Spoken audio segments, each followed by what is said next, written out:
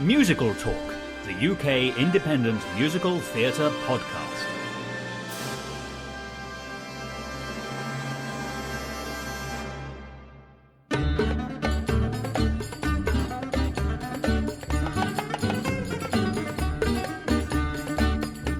Athens, the capital and largest city of Greece, dominating the Attica periphery, one of the world's oldest cities, a centre for the arts, learning and philosophy, home of Plato's Academy and Aristotle's Lyceum. Athens was also the birthplace of Socrates, Pericles, Sophocles and Jonocles, and has never been known as the Edinburgh of Greece.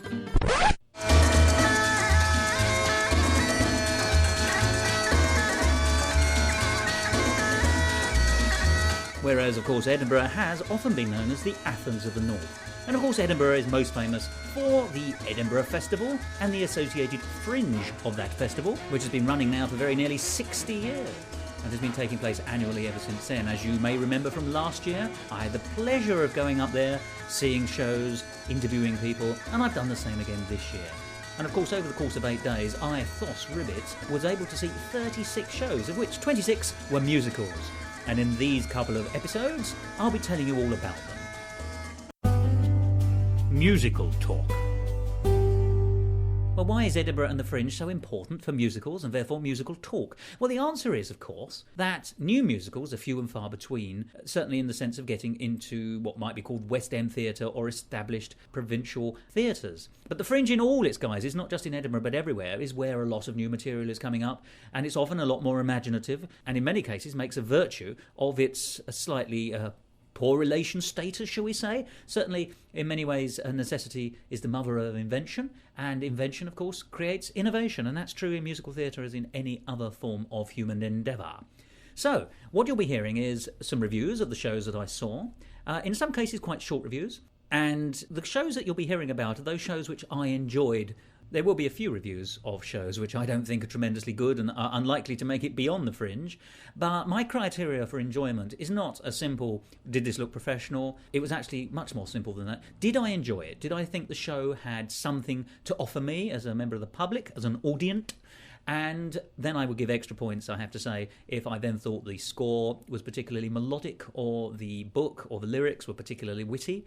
My particular interests, as I'm sure you've gathered by now, are funny, and I mean it in all the possible senses. I like to be amused when I go and see a show, so the more po-faced it is, the less likely it is that I shall enjoy it. But you'll see that over the show. These are only my views, of course, and other people may very well disagree, and indeed undoubtedly shall. But for the time being, I'm the man with the microphone, and you're going to listen to what I say, so pay attention. Musical Talk.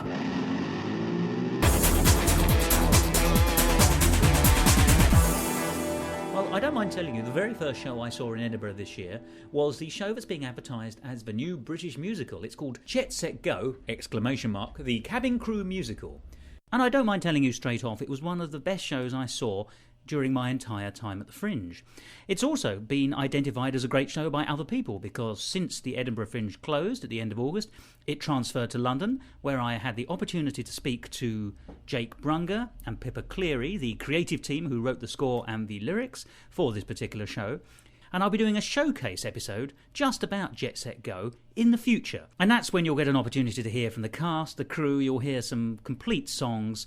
And so for today, just as a way of whetting your appetite for that future episode, let's just have a small medley of some of the songs from Jet Set Go. When you're on a jet up high that's flying through the sky, you'll ask yourself just why you're on the move. Budget for holiday, first class for business day. It's up to you, you pay, get what to choose. So let's fly away, fly away, fly away to a location somewhere abroad. So you gotta tap your feet, tap your feet, tap your feet.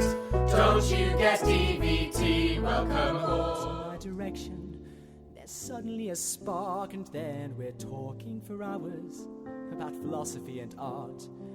He's real and unpretentious, the funny kind of laugh, and though I never say, I think I'm falling, this is what I want, this is what I need, suddenly it's perfect, I suddenly believe, so why do I keep searching for someone who's not there, who can make me feel complete?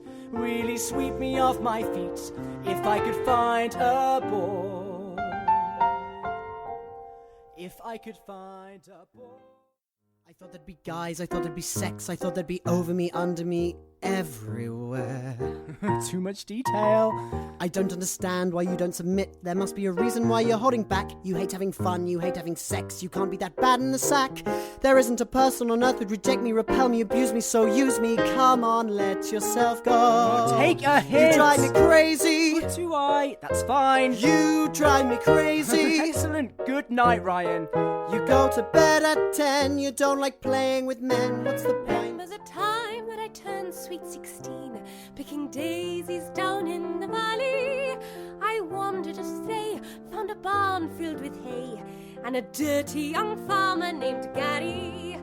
He was randy and fast, and I thought, yes, at last. And I shouted, oh, Gary, I'm gagging. So drunken were we that I just didn't see he came before we started shagging. Well, that's some of the songs from Jet Set Go there.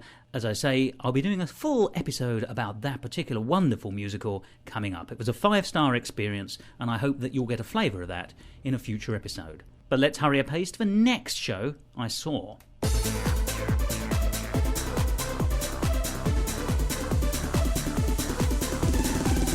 Musical Talk.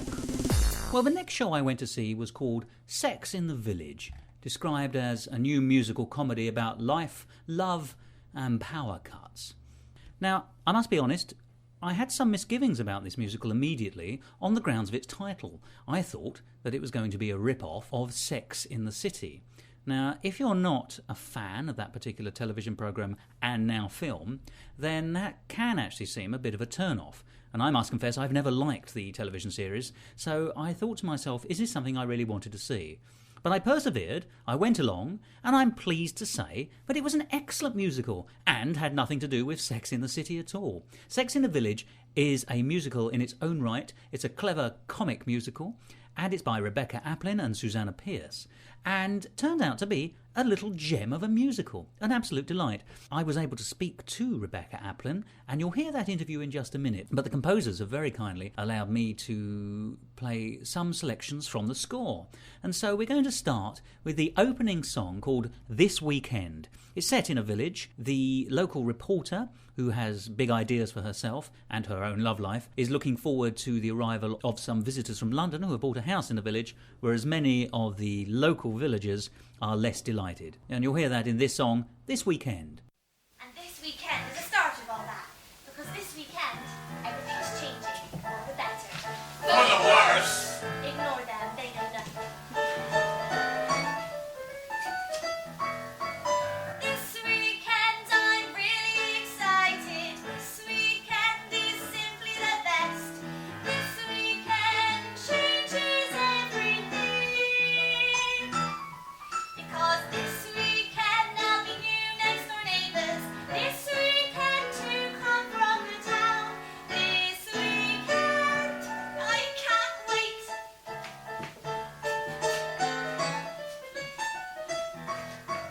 This weekend is gonna be awful. This weekend is gonna be bad. This weekend there's bound to be some gossip. Because this weekend we'll have neighbours from London. This weekend Chloe's head will spin. This weekend I can't wait.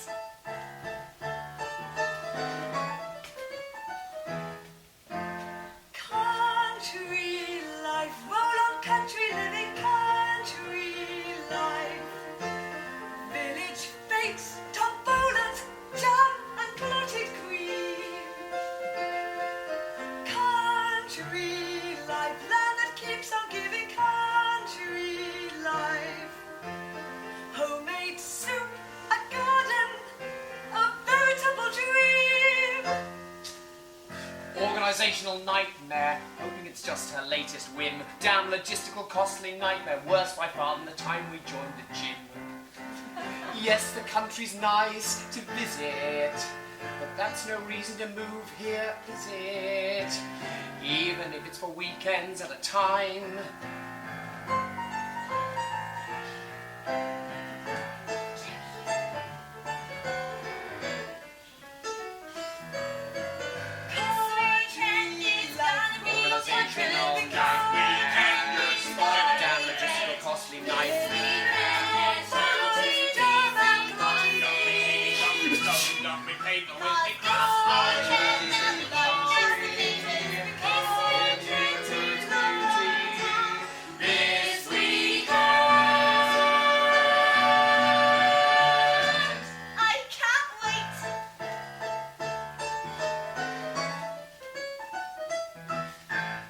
I'm Rebecca Applin, and I'm a composer, and I've been composing for about 5 years now for theatre. I'm writing underscoring for plays and ballet, as well as new musicals. And I'm here in Edinburgh doing Sex and the Village, which is a brand new musical which we've been doing 4 rehearsed reading, showcasing the work.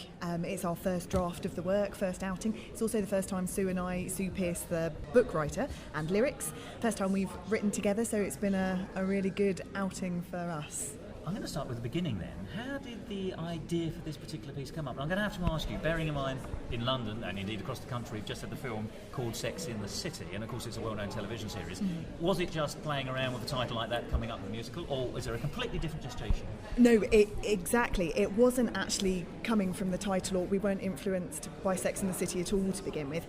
We decided after throwing lots of ideas around that we wanted to do a rural piece, probably inspired by things like The Archers or The Vicar of Dibley, if anything. And which were 2 British cornerstones of rural life in many ways, aren't they? Exactly. And we wanted it to be based around a central character who wanted to be a journalist and get out of the village where she'd got stuck, and she wanted to go to London and pursue being a journalist. And it was then that the Sex and the City idea started to piece together. We were also thinking, how could we grab attention amongst the hundreds of shows, and certainly many musicals at Musical Theatre at George Square this year, being relatively unknown writers and an unknown show, and thought Sex and the Village might be a twist that maybe helped selling in the title. Exactly. Absolutely. Yeah. Now, how did that? So you say we? Did you? Was it you and Sue? You and Sue sitting there together, mulling over ideas for a musical, or Yes. did you go to her, or did she come to you, or how? We met at a sort of writers' dating evening where, specifically set up the speed dating for writers. Yes. MMD, I think. MMD. Mercury Musicals Development. Yes, exactly. So specifically set up for composers and writers to mill around and get to know each other and hopefully find new collaborations, which we did. So, that's been great to be able to write this scene. So we decided that we wanted to try and do something at Edinburgh, a fantastic opportunity with the new venture of Musical Theatre at George Square here this year. So we were specifically mulling over ideas to get a new showcase going. Now, you got the initial idea. When was this? March. Of this year? Of this year. Now, there's going to be a lot of people, possibly me, saying something like, oh my goodness, that's a really short gestation period. We're in the middle of August, you've been on, you have to have it ready by, when did it, I know when it started, March. Tell me the process of how you got here. You say it's a first draft, but it's a very accomplished first draft. Thank you. It's a good show. I don't mind saying that immediately. It's funny, it's fun, musically wonderful, lyrically funny, and it holds the attention. It's hugely entertaining. How did you get from a piece of blank paper to that in a tiny amount of time? Well, we worked on the plot line together. So rather than me coming in with the music later, we both think it's really important that you're both in it together from the start. So lots of cups of tea round the table, playing around with plot lines and getting the structure of the piece. And Can I just ask briefly, how easy is that? Because on those occasions when I write nearly pantomimes, you still have to plot meticulously, and it takes a long time, I think. Yeah, difficult, absolutely. It does take a long time. And we found getting the balance between, with a show like this, an audience having probably a certain expectation of the sorts of plots that might happen, versus not wanting to be too obvious and we knew that's what was so getting that balance we played around with quite a lot. And then also we actually ended up overwriting massively, so we were about 1 hour and 40 for a 50-minute slot. So we've then actually had to hack away at the plot lines since we wrote them. But that does allow you to have a richer broth at the end in a way, doesn't it? Yes, absolutely. And there's now one thing that's really come out of this is being able to see it on its feet. We can see where maybe the places are that we can dig down deeper to develop it. The collaborative process then. So you worked together on the storyline and you came up with a structure which of course is the absolute foundation point for any, or it should be the good foundation point for any show. Yes, absolutely. Then we had a round the table reading at the beer. Is this the table that had all the tea on it? Yes, there was more tea. At the beginning of June, for which there was sort of 3/4 of the script, and then some bits saying this is what would then happen here, and probably the songs for what we considered, well, we've got no interval at the moment, but what we considered was Act 1 at that time. So that was early June, and then we got feedback from the actors who'd read for us then. And then that left us 1 month left to, we then at that point split it up. So I worked on logistical things while Sue was doing the script, and then vice versa while I wrote the music. So yeah. Was it lyrics first then? Yes. And how do you find that? Because some composers like it, some composers don't. You know, there's no right or wrong answer. No, absolutely. Is that your favoured way of working, or are you versatile? If I write the lyrics myself, which I sometimes do, I always still start with lyrics first. So that's my preferred way. Yes. You kept in contact with each other, obviously, because it's a proper collaboration. Yeah. Bearing in mind you hadn't met, how easy was that process? Obviously, I'm not looking for dirt. What I'm looking for is, because collaboration, I find, in my own very minor writing way, highly rewarding, incredibly difficult. Mm-hmm. No, it's been fantastic, because when Sue and I met on that evening, we then met for a couple of cups of tea afterwards, thinking that we might want to do something together, but sort of thinking of different things that we might do before we knew about the opportunity at Edinburgh. And I think we already knew that we got on really well. Yes. So I think we'd really clicked there, and we like similar topics, I think, and have similar tastes in shows and things. So actually, incredibly easy. It's been lovely. Now, your read-through, as you say, of the shall we say the 3/4 mark was in June. Yeah. Was that just the two of you, or did you have a cast? And were any of those the same? How did you come to the cast? The cast. The final hurdle of finishing the piece in time. I'm still massively impressed, particularly it's so accomplished. The actors we had for the round the table reading were all people that we know that we've worked for before. A couple of them are in the final cast. Do you want to say who they are? They are Ellis Serene, who plays Ken, the grumpy grandfather, and Alex Bonham, who's Katie. And she is fantastic, by the way. I just want to say, Katie's, if you like, woman, I'm going to call her a Sloaney city woman who comes into the village to live, doesn't she? And she is just brilliant. She's funny.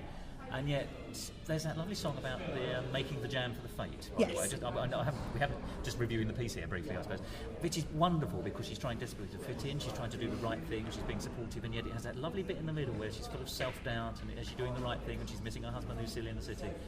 It's a beautiful, beautiful song, both lyrically and musically, I think, and it really gives that character emotional bottom, if you pardon the expression. Yes, that's one of the plot lines that we will develop further, is the idea that Katie's had a very idealised thought of how living in the country will be. We were kind of inspired by the sort of Cath Kidston print kind of, there's a way of being very chic country, and we were inspired by that kind of person, thinking that they're going to have this picture perfect life, and then actually not fitting in, finding it harder than that. And her husband, we want to develop more the line that he actually doesn't want to go at all, and he feels like she's ignoring him, and he wants to return to their old life. The emotional fallout, because at the moment he's prepared to do it, but he hasn't given up much of his city life because he goes back on a weekly basis to his job. Yes. You're quite right, and he just feels like the absent husband. I mean, it's quite a legitimate way of playing it, but you don't necessarily see the emotional ramifications in their relationship yet. No, exactly. That's one thing that we know we need to develop further. Yeah. And their son, Oscar, we need to develop him further as well. I hope you won't mind me giving you this suggestion. Yes, you said you need to make the family connection, because it's mentioned his son, and yet I don't think we ever see them interact. Together. Yes. Not at the moment. But you know all this, so. Yes. But that's in no way a criticism of the piece, which still hangs together, bearing in mind it's such an early draft, as you claim. I find it hard to believe. I think it's obviously been in the cover for years. It's stunningly accomplished. I really like the music. I thought from the first number it was extremely. It's this weekend, isn't it? Where they're sort of most of the principal characters are explaining what they're looking for, or what the anticipation of what's like to happen. It sort of sets up the plot, and then immediately the second. But the structure is perfect, because then the second song is our heroine Chloe. Her I Want song. Yeah, it's her I Want song, isn't it? I want to be a reporter in the city and beyond. Yes. So you follow fairly, I won't say conventional structure, but a fairly tried and tested method because it works. And yet it doesn't drag, it doesn't feel hackneyed in any way whatsoever. Which leads me on to the question of the characters. How did you develop the characters? Because I hope you won't mind me saying, they are, and I've seen this several times already in Edinburgh, they're stereotyped with a twist. You've taken a shorthand, so because there's not much time to get stuff across, you've taken, or this is how it appears to me, but you've taken a shorthand for various characters. Grandfather is, he's he's been in the country, he's even got the accent. Yeah. And they don't like people coming in just weekenders, as they call them, things like that. So all the characters are recognisable, but they've all got enough personality and a twist and a turn that makes them feel real. So how did you come up with those characters, and was that what you were looking for? Yes, like I was saying before, we were wanting to have recognisable elements to it, so people looking into the sort of traditional rural sort of aesthetic, but then also having twists and having them a bit different, and I think there's more we can do there as well, and more characters, and I quite fancy having a church warden and some bell ringing, and there's more we can do. Oh, quiet for his reverence. Yes. Now, I'll tell you, one of the songs I thought worked really well and was absolutely, in many ways, the principal climax, which is the fate. The fate. They're building up to fate, and it's a lengthy song. Yes. Every character has some role in it. It develops the plot nicely because, the denouement, if you like, the principal denouement really takes place there. Yeah. And it's I don't know the word is, it's almost a collation of bits and pieces, which works really well in an integrated fashion. And it's extremely satisfying. And yet you also have this lovely sort of coda at the end. So it's the way it ends is very strange. You have, well, not strange, but nice, but slightly different. As I say, you have this not quite at the end big finish, and then the coda where people then react to and settle down from the ramifications of that moment. Now, that's quite an interesting plot structured position. Was that deliberate? I mean, it works very well, but it's unusual. Do you mean the part where, like literally at the end of the fate, where Miss Dashwood gets on the chair, or post the fate? Well, I actually mean that. Well, the song itself feels like the ending, not the ending. It feels like the climax of the story, shall we say? Right. And then, but you do have this very nice come down period, if you don't mind me saying, for a Sex and the Village, which is you have that lovely song where rural Robert, who sort of always had a torch for Chloe, and Chloe agree to go their own ways, but sort of still vaguely hold a torch for each other. But it's a nice song because they release each other from the not necessarily healthy binding that they've had. Yeah. And that's beautiful. I mean, it's a lovely ending. As I say, it's like the settling down. So it wasn't the exact moment of Miss Dashwood standing on the chair at the end. It's the come down and Katie going back to the city, having decided that she can't stay, and all this kind of stuff. Yeah, I think it does need that. I don't think the fate can be really the end of it. That the fate's where everything is revealed. Hence the raffle of revealment. And so you've got to see what their reactions is then to that afterwards. And also, it's primarily Chloe's story. That was something that we kept coming back to throughout, is you get diverted off on somebody else's path, but actually it's Chloe's story and you've got to get back to that.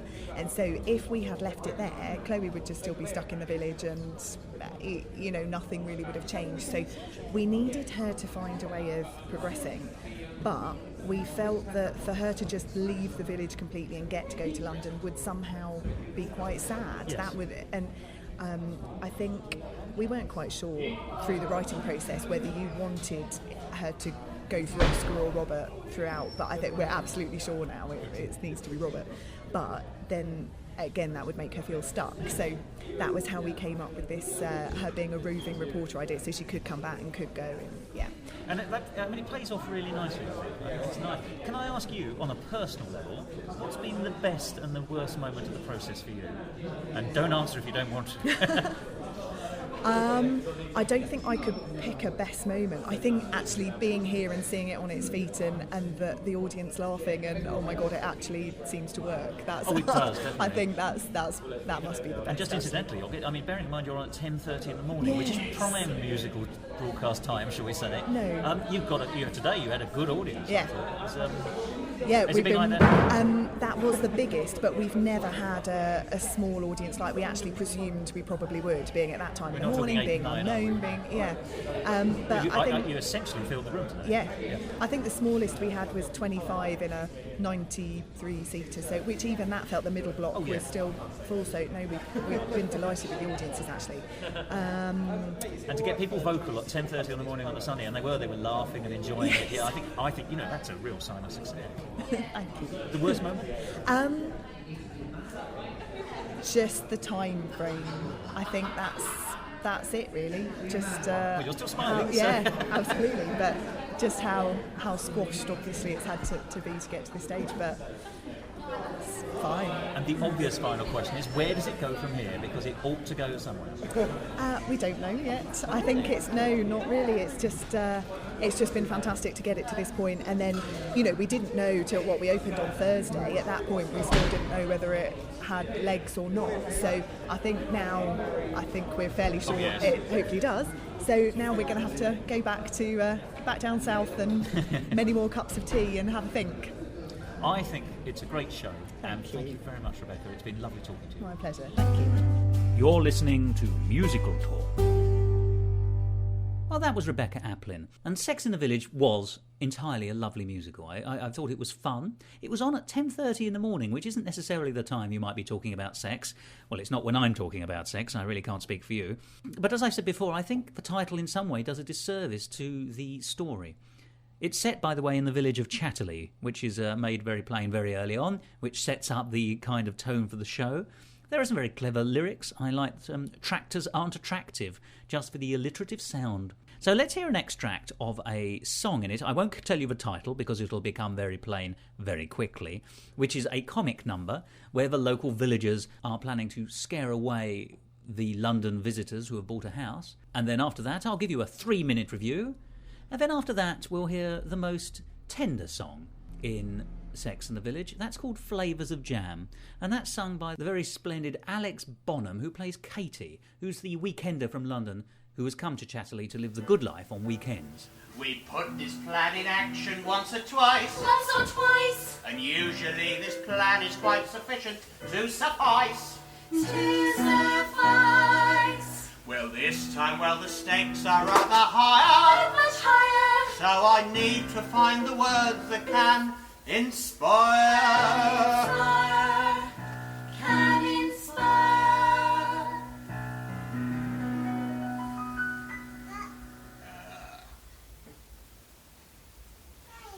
Do not cock this up. Do not cock this up. Do not cock this up, please. Do not cock it up. Do not cock it up. Do not muck this Do up. not muck it up. Don't mess or muck this Do up. not muck it up. I'm begging you and I'm telling you I'm prepared to use my teeth. Do not cock it up. And that was just an extract of Do Not Cock It Up. Time for a Musical Talk 3-minute review on Sex in the Village. Well, the first thing to notice about it was that it was actually really a rehearsed reading, or indeed a rehearsed singing. Everyone wore black and had script books, but they were making some effort. Everyone wore Wellington boots, and best of all, the Katie character, who comes from London, has her sort of country chic boots, which were floral. And we open with the song This Weekend, which we've already heard. Good jaunty tune. Nice lyrics there, where visit is rhymed with is it? Amuse me anyway. And at the end there's some good harmonies. What you don't necessarily get in the recording is that the tune that the townsfolk are singing is different to the tune that the country folk are singing. So the difference between the two groups is highlighted rather splendidly there. You're immediately introduced to some of the local characters in the village. There's two lovely bitching sisters, one of whom is an old maid and the other one isn't. When they're complaining about kids, one says to the other, well, just be thankful you've never found love or happiness. The arrival of the Londoners, and particularly Katie, who's the wife who has this rural idyll in her mind, is called You Can Have Your Cake and Eat It. And it has the rather lovely lyric in it, say bugger it to either or, I want more and more. Now, the first plan of the locals to get rid of the weekenders from London is to pretend that the house that they've bought is haunted. This is led by the yokel country grandfather, in a song called My Bonny Bonny Boy, in which he relates the haunting of the house. Another great lyric there, when they're talking about how the apparition arrives, the creaking boards, then suddenly the sound of minor chords. The grandfather character is the grandfather of Robert, who is the sort of expected love interest of Chloe, the journalist, who wants to move to London. And he's, if you like, a dyed-in-the-wool country type as well. He sings a song called Highly Impractical Frocks. He's sort of the lovelorn neighbour, if you like. And there's a kind of sort of pathos at the end when he sings, Chloe, you're the highlight of my day. Oh, well, back to my hay. You have to remember, if I'm singing this to a melody, it sounds rather better. You've just heard an extract of Do Not Cock This Up. But the song after that is my favourite, which is called Flavours of Jam, which we'll hear in just a minute. And that's the song that's sung by Katie, a character I just adored from the beginning. She's the one who really has genuine heart. And the song is tender and very touching. And then on, if you like, to the real climax, which is The Fate, which is a lengthy piece. And it feels like walking around a fairground because there's lots of different tunes, lots of different senses. Some of it's almost a magical. And there's a lovely line about it's all in the hands of the fate because you know a revelation is about to come. And the revelation relates to the townie's son, who's called Oscar, who's been flirting very successfully with Chloe. He has successfully turned her head away from Robert. And it turns out that one of the sisters, who runs the post office, has a secret, or knows a secret about him, and this gets revealed at the fete. And during the raffle of revealment, which is all part of the song, there's a lyric about, well, the person who's grabbed the microphone to reveal the truth shouts, love is like a raffle, in a way. No, it's not. But the point is I have the microphone and Oscar does not. And then we finish before the finale with a song called Maybe in a Decade, which is the song I mentioned earlier, where Chloe and Robert sort of release each other from their mutual binding. It's a bittersweet song, really. Now, the piece is an early draft and is undoubtedly going to be developed, but I'd say, on the whole, a very good show. I'd give it 4 stars. So let's hear its best number. Strawberry, raspberry, gooseberry, yum, blackberry, blackcurrant, plum. Look at me, look at what I have become. A jam-making goddess supreme. It's the long-hoped-for end of a long-cherished dream. Blueberry, red currant, apricot sweet, nice with a scone for a treat. Look at me in my kitchen, bright and neat. A jam-making sugar machine. I'm top of the pops, I'm a fruit pulping queen. But what do you do when you're running out of flavours of jam? How do you know when you're close? 'Cause I think perhaps I am. What do you do when you're running out of flavours of jam? You come up with more endless flavours galore.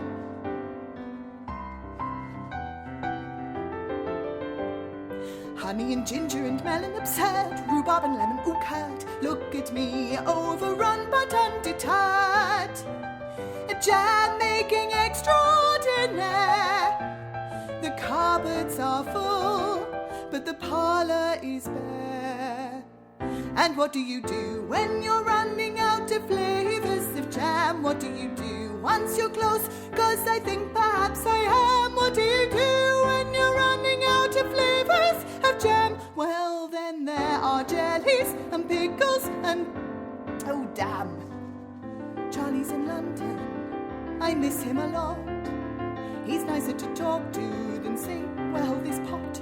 I know that it's my fault I'm here and he's not. Whilst this is the life that I sought, it's not quite the picnic I thought. Compots and chutney and relish and dills, hearty and wholesome, no frills. I'm fine, my kitchen, I'm happy, I am. Oh, now I'm just being silly. Charlie would say, silly Billy. Maybe I'll try Piccadilly.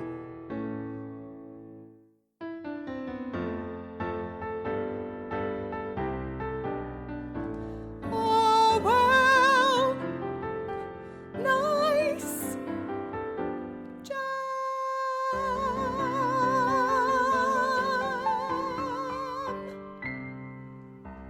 You're listening to Musical Talk, the UK independent musical theatre podcast.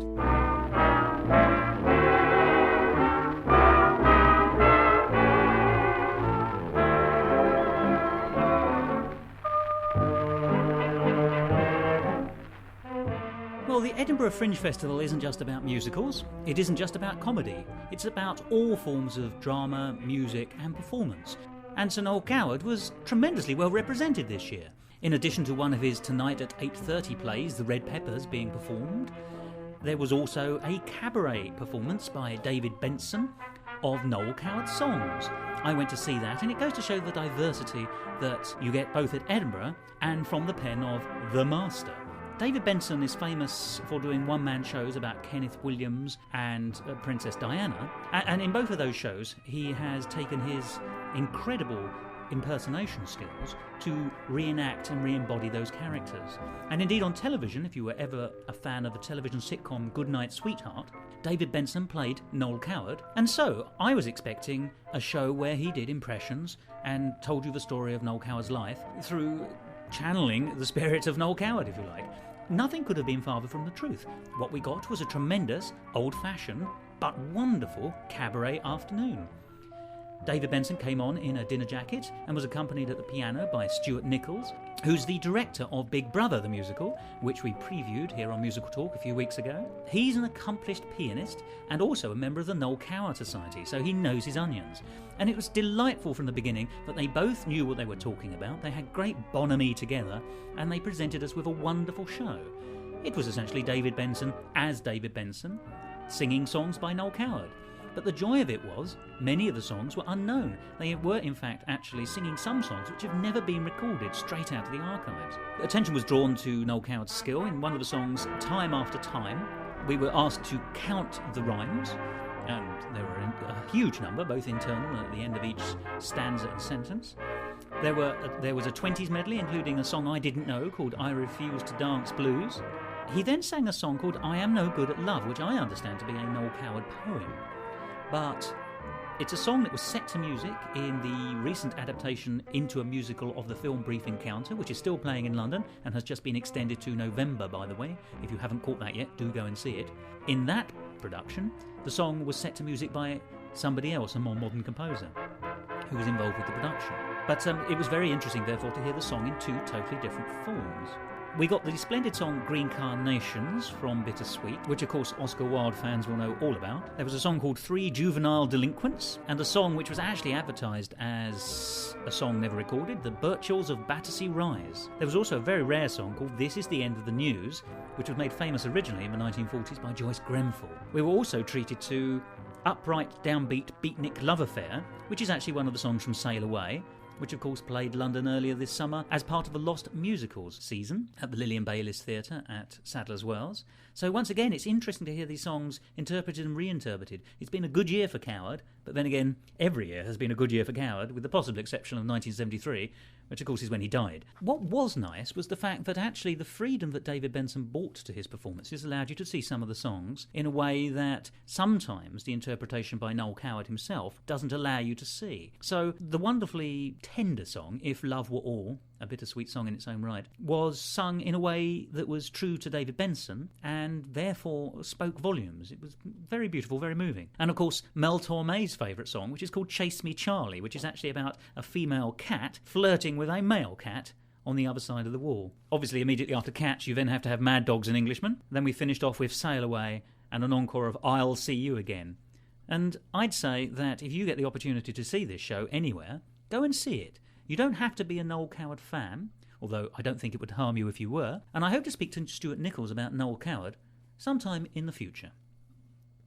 But it wasn't just in cabaret and his songs that were being performed. The Red Peppers was also drawing in audiences in Edinburgh this year. It's a short Noel Coward play written in 1936 and was written for him and Gertrude Lawrence, his great friend. And what it is, it's a satire of the dying days of the music hall, and it portrays a husband and wife act who dress up in red wigs and top hats and sing extremely dated, bad, and I use that in speech marks, music hall songs. So there's two songs in it, essentially. So though it's a 40-minute piece, it's got two songs in it, so for my intents and purposes, it counts as a musical. They were specially written songs. One is called Men About Town, which is two kind of Burlington Bertie types, in fact, tramps who are pretending that they're better than they are, and with an eye for the ladies.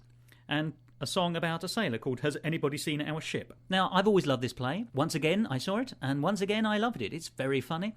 It's about their squabblings between the first and second house. They come off stage having mucked up the act a bit. They squabble amongst themselves, and then they turn on the management of the theatre itself, and then they go back on, and having been rude to the conductor, the joke at the end is the conductor deliberately plays the final song at a range of tempos and ruins the act for them. It may not sound much, but I have to say it's a tremendous piece, and I was lucky enough to interview the two main actors in it who formed the Red Peppers. As we stroll down big Piccadilly, all the girls say, who's here?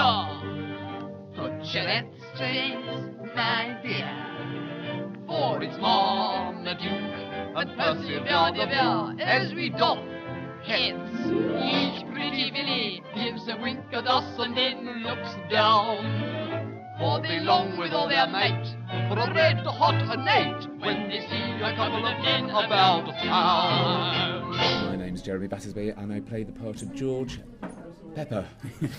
My name's Hazel Lucas and I play the part of Lily Pepper. And this, of course, is the famous Noel Coward short piece from tonight at 8:30, The Red Peppers. It is now, indeed. It's not a musical per se, but I'm very interested in talking about it because it starts with a song and it ends with a song. And I'd like to talk about those in a minute. But what is it that brought you to this piece? Why did you pick it? Well, we've both been actors for many, many years, and Noel Coward is a particular favourite of ours.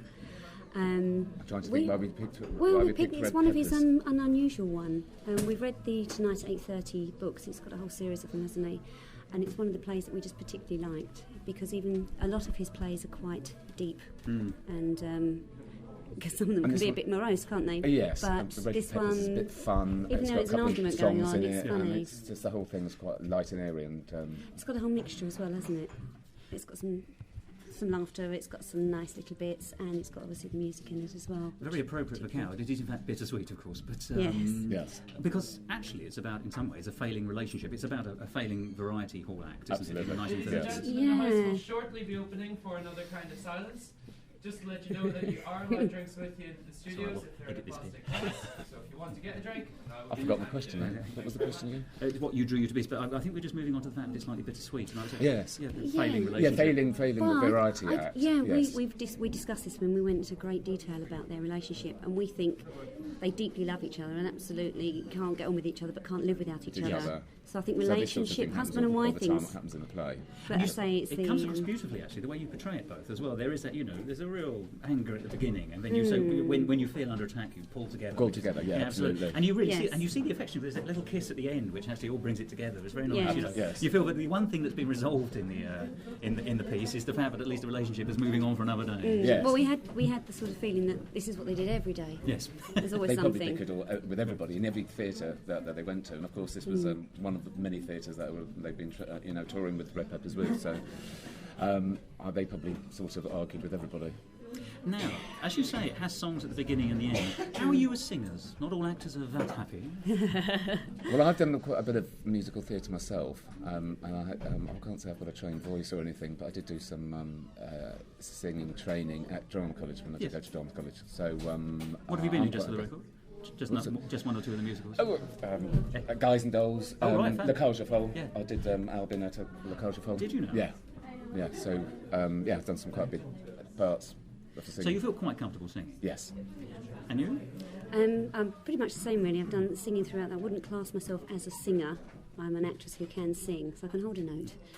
And doesn't always hold in the right level. But it was. I mean, the thing about this is these songs are. It's odd, isn't it? Because Noel Coward's done that very clever thing of writing what are bad musical songs, really. Yes. But they're hugely catchy. In fact, I don't mind saying this, in the sort of 20-15 minutes since the production's finished, I've heard people on the steps whistling it, and they're not all cast members. Yes. Okay, right. Particularly a couple of songs about town. So how do you find the songs just on a personal level? Do you like them? Or do you find them, do they stay in your mind every night when you can lie in bed? Yes, especially Jeremy's. Yes, because we're all staying, the whole cast are staying in the flat, obviously, it's a traditional Edinburgh thing, I believe. Yes, and I can't stop singing it. I just find myself listening to the tune and sing the song. So, I'm hugely fond of them. I'm not fed up with them yet at all. Are you? No, of course not. No, because they're huge fun. I'm not. We've been because they are singing huge for a long fun. time. they are huge fun. And you've played the piece with gusto, if I may say. You've pitched it exactly. Yes, I mean it absolutely as a compliment. It's pitched exactly right because it's slightly larger than life, isn't it? It's, yes. And yet, but there's truth in the piece, and I think that's important. Yes. Well, we did research vaudeville quite a bit, didn't we? And we tried to get just the I think movements. we should mention our director, Sally Molest. Well, we here, will. she She did. She went into great detail with the vaudeville. She wanted to make sure that we, when we did the piece, that it was in the vaudeville tradition. And I don't know whether you noticed, but actually in the second song we didn't sing it. We actually spoke it. We sang tiny snatches of it, didn't we? But we spoke most of it. Well, I certainly spoke most of it. Now, that's clever, because I didn't spot that. I was so carried along with the piece. Tune. Oh, that's... But she wanted us to do it spoken rather than singing it. And he obviously did Noel Coward obviously wrote a melody line for it, but she wanted us to speak it. Her grandfather was a vaudeville actor, so she can remember bits about him, and he taught her an awful lot. So she's incorporated an awful lot of that into the show itself. Because sadly, musical and variety in this country are, in real terms, dead, aren't they? Absolutely. And it's sad. And not even living memory in real terms. No, it's a shame. But, I thought you carried it very well. But now, it was choreographed, of course, because certainly at the end, you have to... Yes. You have to muck up yes. of the Has Anybody Seen Our Ship? Yes. So therefore there must be a position from which you can be seen to be mucking up. Yes. How did you find choreographing? Particularly in bell-bottom sailor suits. Well, it was... oh, gosh. Well, it was okay, wasn't it?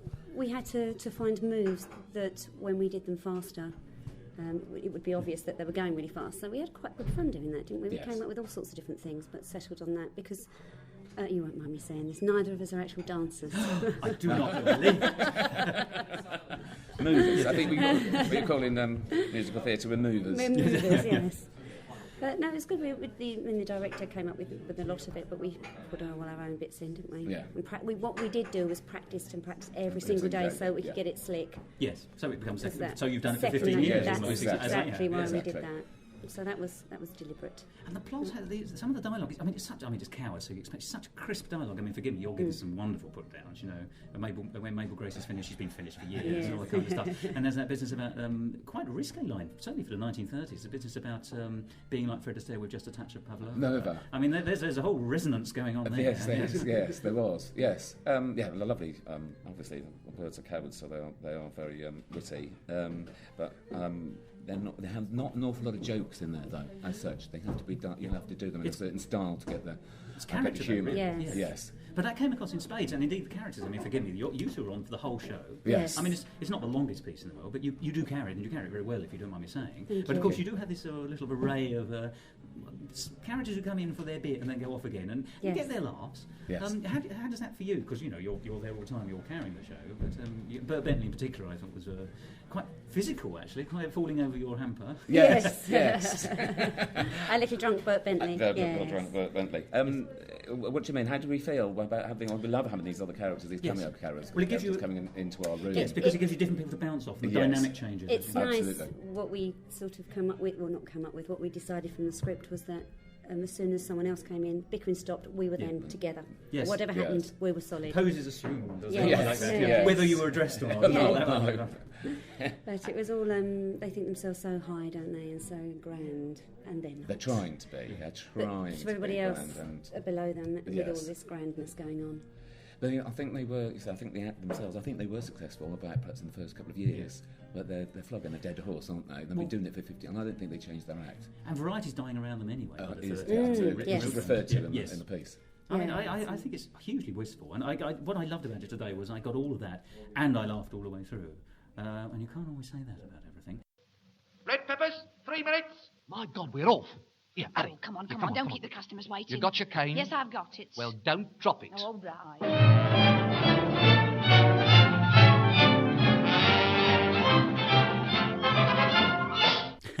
And that was the Red Peppers going off on stage. But talking of old shows which have been given a new lease of life, an even better example would be Funk It Up About Nothing. Once again, Shakespeare turned rap. And I had the pleasure of talking to fellow musical talk presenter Josh Boyd Rochford, who was actually performing up in Edinburgh in a Shakespeare, rather I should say 2 Shakespeare shows, Shakespeare Shorts and Titus Andronicus. And if you think that was enough Shakespeare, he then went off in his spare time to see Funk It Up About Nothing. Here's what he thought about that. Musical talk. The best show that I saw in Edinburgh by miles, was called Funk It Up About Nothing. And who's this Miles who wrote it? Miles is from America, by way of Australia, and probably Irish too. They generally seem to be. No. What happened was I was on the Mile one day, and this group of guys started performing on one of the sound stages, and they were doing rap, which is not the kind of thing that would normally grab me, until I kind of tuned into the lyrics, and it was Much Ado About Nothing, and made into a rap. And I got chatting to them, and they said, well, we're at George Square, which was the big musical theatre venue at the Fringe this year. So I went down to see it, and it blew me away. It was one of the funniest, cleverest, most intelligent, wittiest, just amazing shows that I'd seen. But did you like it? I absolutely loved it. It made me laugh. It had me tapping my feet and moving along and bopping along. It? Bearing in mind that you're not a rap fan per se, and you said that you enjoyed the lyrics and you spotted them. I mean, forgive me, had they been modernised? Yeah. Right, so... it is basically a reworking of Much Ado About Nothing, and it is all modern lyrics. It's quite risque in places. As Shakespeare is anyway. Yes, and I think that's what was so clever about it. They understand what they're doing. They haven't just gone, let's take the story and write some rap lyrics. They actually follow the story. They actually kind of really update it in the sense that they make it relevant to a contemporary audience, which of course is what Shakespeare was writing for. But at the same time, they don't ignore the original text. There are lines of the original text in there, and that's what really won me over, the sense that this group of rap and hip-hop and R&B artists had come together and were fueled by a love of Shakespeare, so much so that the final number is actually a tribute to Shakespeare, to the great man that wrote the original play. It's a Shakespeare megapix. Yes, kind of. And it's not their first production either. Last year they did The Bombity of Errors, which was the Comedy of Errors. And played London. Yes. And next year they're bringing A Mad Summer Night's Dream, which is what they're working on at the moment. But it was clever, it was funny, and it had that thing that we are losing in musical theatre, which is intelligence of lyrics. And very, very intelligent lyric writing, very witty, very clever, Cole Porter-esque. You know, if you can compare those two styles, it really is Cole Porter-esque, Sondheim-esque, just intelligent lyrics. And I think that's... And presumably as equally intensely packed in a phrasing. Yeah. If it's rap. Yeah, absolutely. Because I think of rap as a very intense, lyrically led form of musical theatre in its own. Absolutely, and I think... And that's the kind of thing that's A, going to bring people back to the theatre, B, going to bring a whole new audience into the theatre, C, bring people back to Shakespeare. I just thought it was amazing. It blew my mind. And they were great guys as well. They returned the favour and they came to see us in our Shakespeare show, and we hung out with them during the Fringe, and they were just amazing. You were doing the non-rap version of Titus Andronicus. We were doing the non-rap version of Titus Andronicus. A lot more blood than... Yes. Now tell me, how many in the cast? Of Titus Andronicus? No. of Funk It Up, there were 5. There were three boys and 2 girls. That's 5. Yes. Phew. You may wish to write this down, listeners. If you agree with our figures, if you could send them to the auditor, we'd be very happy. And yes, so they doubled up in the parts that they played, and it all worked. And they had a real understanding of stagecraft as well, so that, there were moments where they had quite lengthy costume changes, and they incorporated that into the rap and into the sort of the staging of the piece. It was very funny, very clever. How was it staged? I think that's interesting because which of the venues at George was it? It was the same venue that we saw Departure Lounge at. Right, it was one of the smaller ones, a lecture hall. It was a lecture hall, so it was bare bones. It was literally just a backdrop, and they brought on a chair if they needed it. And how long did it last? An hour and 20, an hour and a half. Yeah, so that's pretty much a full-length show then, because obviously a lot of the shows are less than an hour. A lot of the shows on the Fringe are sort of cut down to 75 minutes, 60, 75 minutes. But no, this was pretty much full length, probably 75, 80 minutes long. And you got talking to them? Yeah, they were great guys. Yeah, they were really, really good fun and really passionate about what they were doing and really passionate about Shakespeare. Why Shakespeare? I guess for them it is the intelligence of lyrics, and just, he was the greatest poet, and that's what rap is. It's poetry. And so for them it was fusing that. But also I guess they do a lot of work in Chicago, which is where they're from, with schools and with youth groups, and for them it's that way of bringing Shakespeare to a wider audience. And did it get the wide audience? It was, it was sold out. It was nominated for lots of awards. They were a hard partying group of guys as well. Pretty much every night that we were out, we saw them out as well, and we'd have a drink with them and catch up with them. It's funny because I didn't get to see it, but I wore the badge as a sign of honour. You did wear the badge with pride. It was a Q badge. Yes, it was a Q badge. I wore my badge, and what was interesting to me was I was in a Turkish cafe whilst I was up in Edinburgh, and one of the women who worked behind the bar, who was Turkish and English, I don't think was her first language, she saw my badge and she said, "Have you seen it?" And I said, "I'm afraid I haven't actually seen it. I've not had time." She said, "Oh, go and see it. It is wonderful." And I thought, that's very interesting to me. This is pulling in first of all, people from the local environment, not just the tourists, and secondly, not necessarily people with, who you think rap might not necessarily be very easy to understand if English isn't your first language. And I was amazed by that. Yeah. And it wasn't the only time. It was one of those shows that had a bit of a buzz about it. It did. It had a buzz right from the moment they arrived, and I think they arrived midway through the second week, and they stayed until the end of the Fringe. Right from the moment they arrived, those guys owned the Fringe. Everybody knew them. Everybody was talking about the show. Everybody was saying to everybody else, "Go and see this show. If you see nothing else, go and see the show." I know people that saw it 2, 3, 4 times. It was just one of those amazing shows. And everybody that I know who saw it said, "Rap's not my thing." But these guys, in much the same way that Shakespeare did, these guys transcended age, generation, musical taste, genre. They really went beyond the Fringe and just grabbed Edinburgh and really took Edinburgh took them to their hearts. I think it was just one of those, one of those zeitgeist moments on the Fringe. Good line. There's a good word. The one thing they haven't transcended, of course, is death, which Shakespeare so far has. Yes.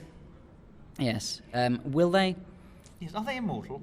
Are they immortal? I don't know. We didn't get to ask them that. Certainly, from the amount that they drank, I would say they probably think they are. No, they were great. They really were great guys. We had a great time with them, and they were so much fun. And they were just passionate about what they do, and I think that came through in the performance, and I think that's why it was so electric to be in that auditorium. And is it going anywhere else, do you know? I don't know. I'm interviewing them soon for Shakespeare Scene, an international magazine that I write for, and I will find out. But certainly we were saying to them, you've got to record this. This should be available on your website. And there are clips of it on the website. There's a little video clip and there's some music clips on it. So I would say go to Chicago Shakespeare Company's website and listen to it, and you will love it. But I want them to bring it to London. I want them to play forever in London. I loved it. Absolutely loved it. And that was Josh Boyd Rochford with his views on Funk It Up About Nothing. Very, very positive, as you can tell.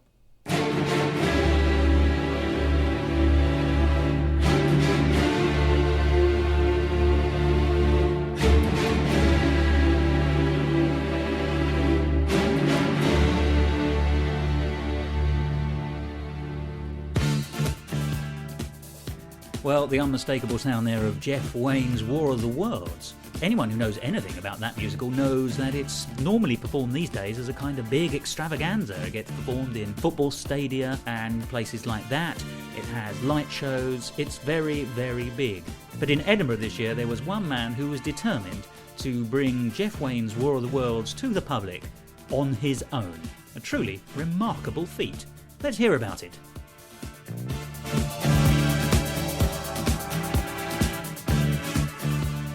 I'm Pip Atton, and I'm doing The War of the Worlds, Jeff Wayne's musical version of The War of the Worlds.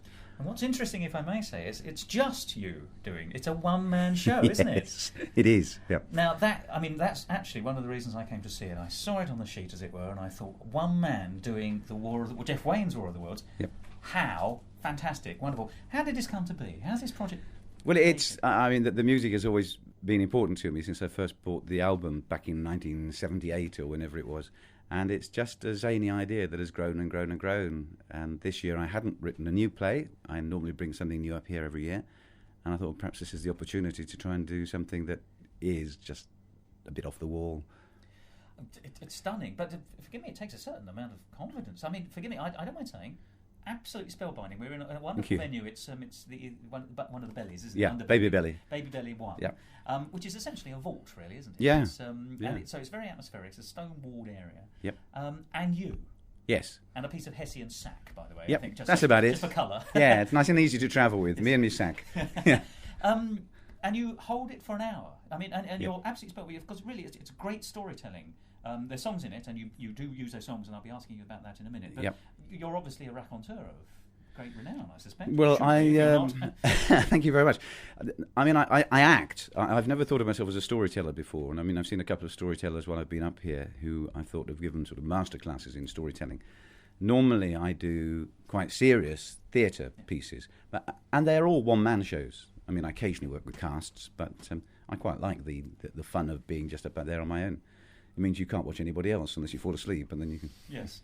You're very brave, if you don't mind me saying. But spellbinding is absolutely the word, because from the moment you leap in from, as it were, don't you, right at the beginning, Yep. from behind us all. We take our seats, you leap on stage, and then for the whole hour, and all the heads were watching you as you went. It was very interesting, I thought. When it works, it's the same as any theatre. When it works, it's magical. There are times when for some people it doesn't work, and then you tend to focus not on the 90% of the audience that are watching and listening, but that one person who's falling asleep or looking at their watch. Has it been well received? So far, I mean, the audiences have not been too bad. They've been about the size you've seen today. It would be quite nice if they were twice that size. Of course. But I mustn't forget, this is the Fringe. And we haven't had a review yet. Have you not? Not yet, no. So I'm waiting.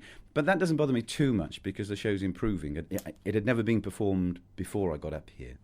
And so the first day, which was just over a week ago, was the first performance of it. And so it's now just bedding in. I'm just beginning to realise where the songs are and how much time I've got in between each one to get what I've got to say in. And that's talking about. Let's talk about the music in this. Yep. It seems almost seamless as well. I mean, you have the music in the background, so there's Yep. almost some music almost all the time. Yep. And it's the original orchestrations, isn't it? It's backing tracks. It is. They're the original backing tracks. It's been edited by Jeff Wayne and his technician, and they've done it, as you say, quite seamlessly. I had to send them timings of each bit that I needed, and then they just spliced it or stuck it or whatever musical people do together. So you are, in fact, sort of performing yourself live to meet the proper cues. It's not any clever gizmo wizard that's, you're on a semi-loop waiting for you to come along and jump on, as it were, like Chico Marx used to say, jump that's on right. when you see the beginning. Yes. No, there's nothing like that. The technician puts the sound on at the beginning and then switches it off at the end. Oh, goodness me, right. Well, in which case, that makes it doubly impressive, if I may say.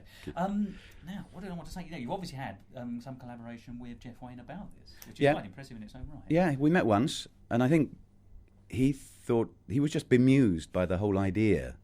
I mean, they do grant the rights to lots and lots of people to do the full show, but I think he was quite bemused by the fact that one idiot was going to stand up there and have a go at it himself, which is why he's given me so much support, I think. And that's in its own way must be very confidence boosting. It is, yes. Fortunately, he didn't hear me sing before he gave me the support. So, but it's like I won't say an ego trip, but it's almost like fulfilling a dream or an ambition to actually stand on a stage and sing a rock song, a famous rock song. Is we don't all get the chance to do that. Well, you're covering David Essex. That's not bad. I know it's not bad. David Essex and Justin Hayward. I mean, it's a good start. My rock debut. I look forward to your golden record over the fireplace. Well, yeah, it'll be lovely. Yeah. But actually, how far do you find you're influenced by any of in the singing roles and the characterisation? Do you feel that you're not in homage, but do you feel you've picked up anything from the recordings, or do you bringing on? Because you delineate the characters very nicely. That's the actor in you. I think. I know who these people are, and you're doing that almost. I'm snapping my fingers here, ladies and gentlemen, and to illustrate how easily it appears that you're doing it. I've tried not to do a Richard Burton, Phil Lynott, David Essex thing. I mean, it's impossible not to be influenced. I mean, I've been listening to the music for 30 years now. So some of that must have gone in. But the fact of the matter is, I don't speak like Richard Burton, and I don't sing like... I know. I don't sing like those three stars. And so, it has to be done the way that I can do it, to the best possible effect that I can achieve. Yeah. Had you sung on stage before? 4 years ago, I wrote a show about a tribute singer. I'm fascinated by tribute singers, and so I wrote a show about somebody who was a tribute to Roy Orbison. Oh, right. And had to sing several Roy Orbison songs, which were probably quite excruciating for the audience, I would think. But you've had some connection. I mean, I hope you won't mind me saying it's clear you're not Frank Sinatra. No. But there was nothing at all wrong with the singing, and it was characterful singing actually, and that if you can actor singing almost. Yeah. You were certainly a step above Rex Harrison. Thank goodness for that. Not that I've seen Dinner at the Fringe this year. Yeah, no, it is. No, and I don't mean that in an unpleasant way. No. You do mean that the whole thing was a beautiful character-driven piece. Thank you. And that central character you're playing had all the authority, and is the eyewitness account. Is our way in, and it was very engaging in that sense. Thank you. And have people been coming up to you after the show, and any particular aficionados? Because there are many of the piece, aren't there? There are. I mean, it's an iconic piece, isn't it? And and lots of them are coming up, and it's quite sweet actually. You're standing on stage, you start singing, and the heads start nodding, and the feet start going, and people are mouthing the words. And because some of the songs are edited, when you get to an edit that isn't in the original recordings, you can see the nodding and the foot tapping suddenly stop, and they look at us and say, "What? What's he doing now?" But it actually, even though it's an edit, the whole thing is, you've boiled it down to 60 minutes essentially, haven't you? And it still has that, it does the journey. Yep. And you build it up to a climax, and then there's, the ending. I mean, we've got a character out. Yes. Which has helped. I mean, there's no way that I was going to play Beth. It's one thing, David Essex and Phil Lynott, but and Julie Covington is just beyond. It's a step too far. Yeah, isn't it? Yes, yeah. I see that. Yeah. No, but it's a. I was going to say it's fun. It is fun, but actually it's not fun in a kind of rompy way. It is fun in a serious, and you do feel you've been taken on the journey. Yeah. I think somebody described it to me yesterday. Said it was epic. Yes. Which I think was it's the only person who said it. I mean, you've also got very striking eyes. You've just taken your spectacles off actually as we see this. But I remember on the stage, they're blue or green, aren't they? Blue, yeah. Yes, exactly. And what I noticed was that actually they also help draw you into the. I mean, forgive me, you're using all your skills, and you're extremely energetic. You seem to be bounding up and down steps and. It's important. In Edinburgh, you eat and drink so much. You've got to get some exercise somehow, and sitting on a stool and telling jokes isn't the way you can do it. No. So you've got to bound around a little bit. So where would you, what are the legs for this? Where is it going? Well, I don't see any reason why it couldn't go anywhere, really. It's a very small, compact touring show. It would draw an audience for any venue. And, of course, most venues can't stage the big, all singing, all dancing. We've seen arenas now, yeah. And things like that. Yeah. And unlike lots of music, unlike lots of shows, lots of shows feel threatened by small-scale touring shows doing the same thing. But this doesn't threaten Jeff Wayne's musical version. If anything, it just provides another feature, another asset, another string to the attraction. It's complementary as well as complementary, I think, in many ways. Yeah. And it is actually coming. His sort of Meister show, I suppose, is actually coming to Scotland next year. It's coming to Scotland. I think 2 performances next year. But you can find out about all those on the web. Be on the web, won't it? Yeah. But let's hope also that your show goes on further. Thank you very much. What personally have you got lined up? I've got a tour of the Netherlands coming up in February, March. I've got performances in Germany and Belgium and Poland and touring the UK. That's me, if you don't mind me saying. What a polyglot. So tell me, do you have a website? I have www.pip-utton.com. And do you want to spell that for our happy listeners? PIP-utton.com. Splendid. Well, thank you very much. It's been a pleasure. Thank you. The pleasure was all ours, I have to say. It was a great show. Thank you very much. That's very kind.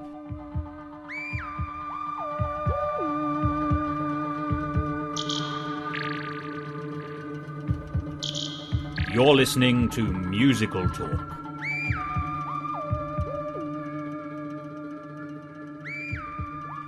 The Edinburgh Fringe is a wonderful thing, but there's just too much to see. I discovered my limit was about 5 shows. There was one day where I saw 6 shows, and it was just a bit too much, and I didn't appreciate those shows as much as I ought to have done. Although I have to tell you, I also saw a few shows on that evening that were not worth seeing. Cannibal the Musical, please stand up. But I'm not here to talk about the shows that I didn't like. And at the moment, I'm not even here to talk about the shows I did like. Because here's a couple of very short interviews with members of the creative team on 2 musicals I didn't get to see. Soul Traders, and then after that, A Slice of Saturday Night. Just to give you a feel of some of the things going on in Edinburgh, which I didn't get to see. My name's Matt Brinkler. I'm in a show called Soul Traders, which is on the Invasion Festival, playing at the Surgeons Hall, Quincentenary Hall, that's called. That's easy for you to say. Yeah. And I play a Cockney lad in the market. It's a upbeat 60s musical. Can you describe the plot just a little bit? Because obviously many of our listeners, regrettably and indeed possibly foolishly, haven't got to Edinburgh this year, so I won't necessarily have seen it. I can. The plot of the show is that it follows both the Salvation Army major and her love interest, who's actually a Cockney market trader. And it also follows myself and my love interest and the racial diversity back in the 60s of not being able, black and white people not being able to be together, with a big feel-good ending, obviously, being a 60s musical. Now tell me, what style of music is it adopting? Because forgive me, the idea of Salvation Army in the 60s immediately don't necessarily sound like a connection, brass bands and psychedelics. I would say think soulful 60s music. We've got a beautiful duet towards the end, which is much like the beautiful duet in Chess. I know him so well. So very, very commercial music, meets Hairspray, meets a gospel choir at the end, Mr. Peter Straker making an appearance at the end, imitating a little bit of Elvis even. Now tell me, how did you get involved in the project? I got involved in the project through Chris, our director, and Andrew Wright, our choreographer. Auditioned in London with a bunch of West End stars who are now in the show, funnily enough. We've got a man called Steve McGlynn, who played Bert in Mary Poppins, Francesca Ellis from Les Miserables. And yourself, of course. And myself, of course. Are you the romantic lead? I am not the romantic lead. I'm the junior romantic lead, as we say. I myself have just come out of Angus Thongs and Perfect Snogging, the Govinda Chadha's new movie. So yeah, it's not. It is indeed. Posters all over the buses, everywhere. And yeah, it's really good to have such a upbeat stage musical to do straight afterwards in Edinburgh. Now, who's your composers? Yeah, the composer is Terry Moss, and it's produced by West End Property Productions. Terry's been producing a number of musicals over the last few years, but this one's been carried on for the past 5 or so years, and it's now doing its world premiere in Edinburgh. So it does actually have history, as it were. It's not a fresh. Oh yes, it's a continually developed. Continually developed. This one's been arranged by a lovely man called Matthew Brown, and he has made the show so much more upbeat, so much more real in the music, which I think is very important. And working with Andrew Wright, the choreographer, really, he made all the choreography mean something. And when they've workshopped it before and done original recordings and things like that, it's been a bit vague. So now it's completely been developed and really been made into a successful musical. So it's starting to cohere and become tighter and better and coagulate. Very much so, very much so. I mean, everyone's a bit rushed in Edinburgh, but I think we've hit it on the head now. And how's it been doing? Brilliantly. We've had some amazing reviews on the Edinburgh Fringe site, edfringe.com, and we've had the Scotsman in, Broadway Baby, just to come and have a look at reviewing the show. And the audience have been loving it. I mean, everyone's left with an amazing feel-good feeling. The audience have been quite good, considering it's Edinburgh Fringe. Now, does the Salvation Army have anything to say on the piece, do you know? I hear the Salvation Army actually done an announcement telling people to come and watch it. I mean, it's only loosely based on the Salvation Army. It's not. We're not going to preach to anyone, but it is based around the Salvation Army, and I think they're fans as well. The current leader of the Salvation Army, I'm afraid I don't know the hierarchy, used to write specific Salvation Army musicals about 30 years ago. So he's no fan. He's no stranger to the world of writing musicals. Oh well, that's good for us. It did him well. So perhaps you've got a great future in almost any field that you want to go into. I think hopefully we have, and hopefully we've got a big fan base there. Oh well, I wish you every success. Are you staying? Is the show going on beyond Edinburgh? The show may well go on after Edinburgh. We're going to see how successful it is, and then Terry, the composer, will see if he wants to take it on further. I am Jenny Roberts, and I'm the choreographer for A Slice of Saturday Night, which is the spoof 60s musical. We're only running for a week because we've actually brought up a youth theatre, so we're not professional. We've got some amateur people and some semi-professionals, but of course the costs are so huge that we can only run it for a week, unfortunately. But energy comes with a youth theatre, does it not? Energy and enthusiasm abound, yeah. What's often the case with youth theatres is that they have lots of energy, they have lots of enthusiasm, and everybody says, oh how lovely, but quite often they haven't necessarily got the talent to go with it. Yes. Now our plan, and we've been running for a long time now, 10 years now, is to kind of get that energy and that enthusiasm and harness it alongside the talent and produce a really well-rounded musical. To finesse a little bit and make something out of it. Absolutely, because we have some very, very good young people. They're 16 to 21, but obviously what they need is the kind of us to develop their skills and to enable them to sing and dance and act and all the qualities and all the disciplines you need in musical theatre. Now, you're the choreographer of the show, and I'm guessing just from the title, but it's probably quite dance heavy.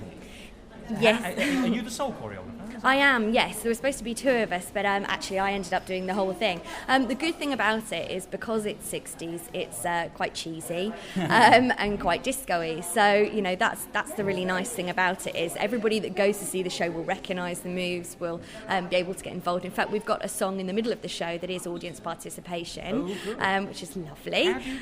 Not in terms of dancing, I guess. Well, we get them up and standing, but it's a little bit. It's a kind of disco version of the Hokey Cokey, I suppose. And Eric, the owner of the nightclub, Eric Rubberlegs Devine, he gets everybody up dancing with that one. So you need to have quite a charismatic actor to make that happen. You certainly do, and he's the oldest of our troupe. He's I think he's 21. Outrageous. I know, terribly old. Yeah, nearly past it though. And on the Synatted and tonic wine, I should think. Absolutely, every day.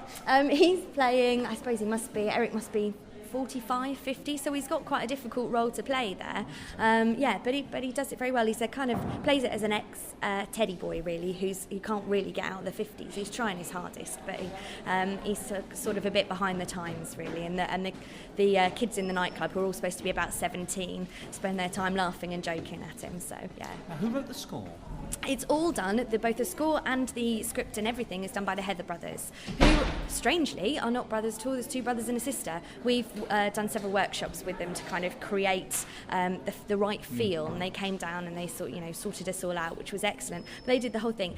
But the music is instantly recognisable because you can hear songs like House of the Rising Sun, a lot of Beatles, or a lot of riffs and melodies. Draws in the influences of the era. Absolutely, you will absolutely recognise them, and in fact I know the audience kind of sit there thinking, oh, what was that one, and that's really nice as well, certainly if you're around in that area. That makes it accessible as well, doesn't it? It does, yeah, and for two audiences I think, because we've got the idea of them, teenage angst, so you've got young people, teenagers wanting to be involved, and then you've got that second level who've seen it all before and done it all before. So that sounds fantastic. Now, your role as choreographer must have meant you've been with the project right at the beginning for this production up here in Edinburgh. How long has that taken? Absolutely. We started, it's actually quite a short period of time for an amateur group. We only started we cast it in March, and then we actually started rehearsals in May. Right. And only once a week or twice a week at the very most. So for an amateur group, that's not very long at all. It's been quite an intensive thing. We at the last week before we came up, we ran a week's worth of intensive rehearsals, which obviously meant that we were ready to go, and then we performed back where we're from, which is Cambridgeshire, performed 3 shows there, which really helped us out, kind of dress rehearsals really. So yeah, that sounds wonderful. Now where's it going? Is it going anywhere after Edinburgh? No, it isn't, unfortunately. They're all A-level and GCSE students, so some of them have got A-levels to go on to, or university. In fact, they're getting the results tomorrow, so the cast are a little bit nervous, to say the least. Today? There is a performance today. They'll have an extra edge just due to the energy. Quite possibly. It's like manicness, maybe. But so they've all got things to go on to after this. Several of them want to go into theatre and are doing drama, or we've got, for example, our lighting guys just got in at Lambda and that sort of thing. So might be seeing a few of them further. Absolutely. Well, we've got some of the cast up. Some of our cast from last year have joined various professional productions, including Matt Brinkler, who's just done Angus Songs and Full Frontal Snogging, or whatever it is. I've had the pleasure of interviewing him recently. Indeed, yes. And we've got people in kind of physical dance things and all sorts up here. So we're kind of what we try and do is train people up in order that they can go on to professional work afterwards. And you, where next for you? Well, I'm actually a media studies teacher. I'm head of media at a school in London. So this is kind of my other role, my other We all have a other second hat life. on. Absolutely. Well, in Edinburgh, it's Jekyll and Hyde, isn't it? Except exactly. it should always be both Jekylls. Yes, You're right. So I've just got to go back to school, unfortunately, which after this is a bit, a bit boring by comparison. But we hope to bring another one up next year. We've brought one up for the past 3 years. In fact, we brought 2 up last year and keep getting good reviews. We've sold out every year.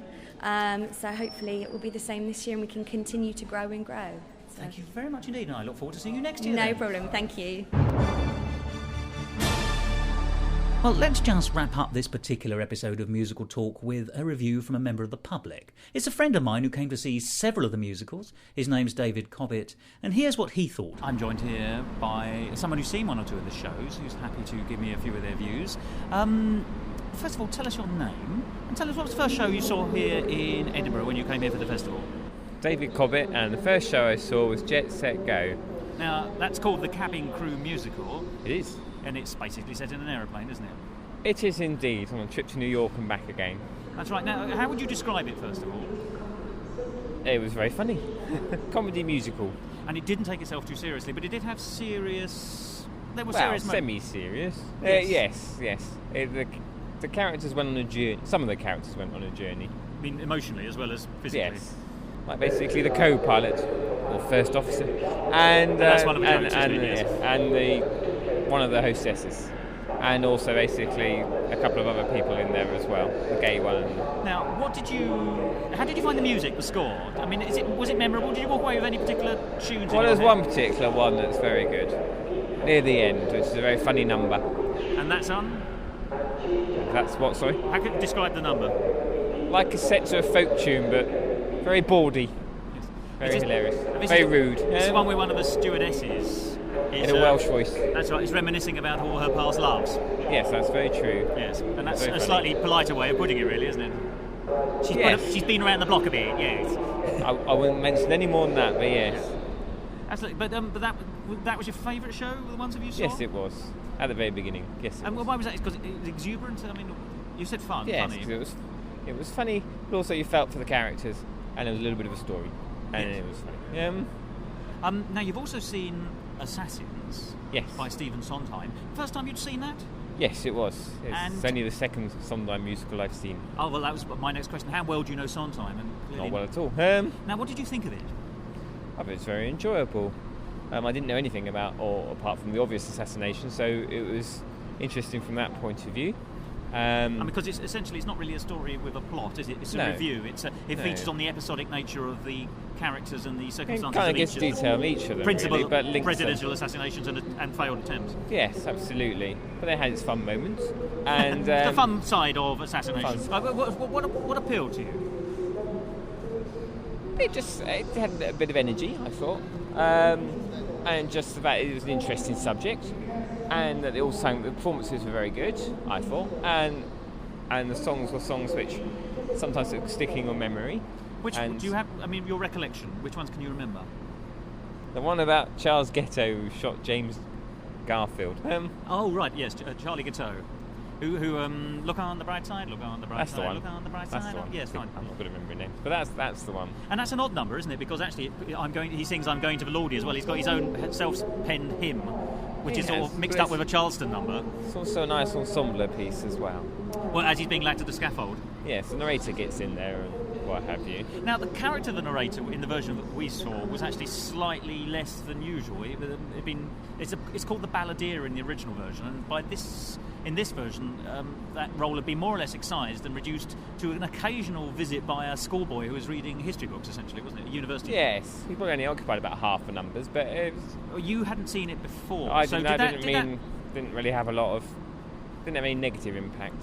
So, for you, what was the sort of... I liked him as well. The linking narrative? Was it? I mean, because the role was taken up by various people, but John Wilkes Booth in many ways... is the main one, really. Yes, he's given I don't think it needed we needed a bit of a linking narrative, but it wasn't... Because it was a series of vignettes, really, wasn't it? It didn't have to have a continual narrative presence all the way through.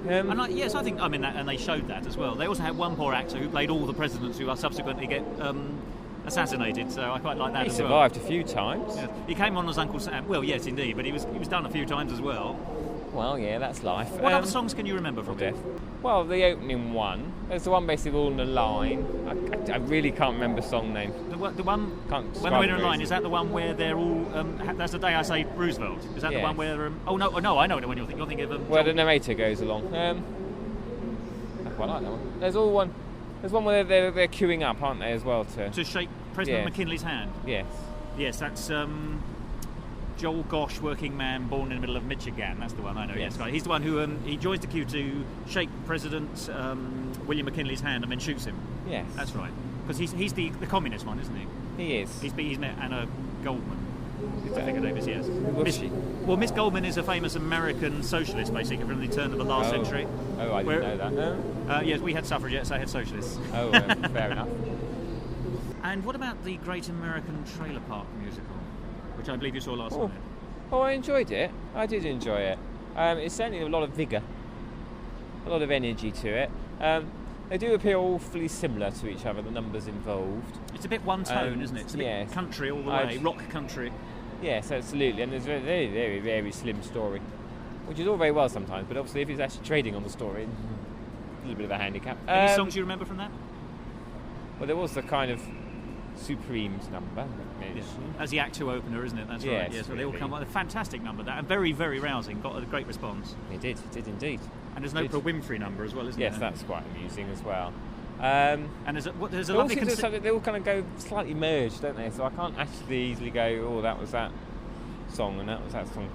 To me, it was very professionally done, but it felt a little bit... I didn't know what it was doing. Yes, that's fair. It wasn't trying to do anything particular, but what it did very well. Yes. Oh, yes. One-off. Musing for that moment. Musical talk. So that's the end of part one of this two-part review of some of the highlights of the Edinburgh Fringe Festival 2008. Tune in again next week and you'll hear more of the same, but obviously extremely different, in the sense that you won't hear any of these interviews, you'll hear some completely new ones. Shows which I hope you'll enjoy hearing about. Remember, if you want to go to our website, you can, www.musicaltalk.co.uk. Our email address is feedback@musicaltalk.co.uk, and we do have forums on the website. There's also a telephone line for leaving messages on 0700 593 0764. So, that's it for Edinburgh for this week. I look forward to seeing the inside of your ears as I travel up those particular passages into your brain next time. Thanks very much. Bye.